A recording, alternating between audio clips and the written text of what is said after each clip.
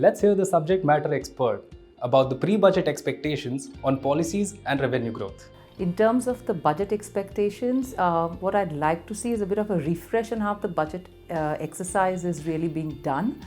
The first is rather than it being an expectations or a policy for an annual basis, I'd like to see a 5-year plan, a roadmap as to what the government would like to achieve over its 5-year tenure, rather than and then say what exactly they will do in year 1, but where they would like to be in year 5.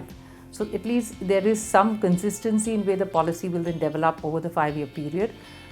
The other is that what I would like also to see is them set up some form of expert committees based on various business verticals like oil and gas, e-commerce, retail, across taxes. Because today we see taxes are getting integrated. The government itself is looking at data from various taxes to arrive at whether you've paid your taxes right, you're filing your income right.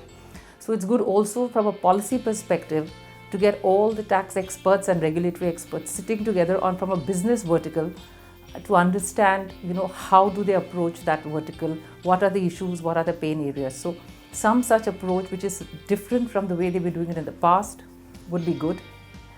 And the third thing that I would really like is to maybe something that the tax administration has already discussed with the Revenue Secretary and the Finance Minister, is to set revenue collections based on economic reality.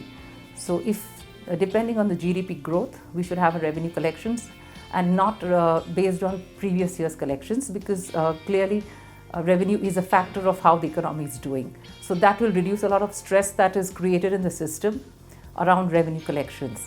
So these are really my expectations from the budget.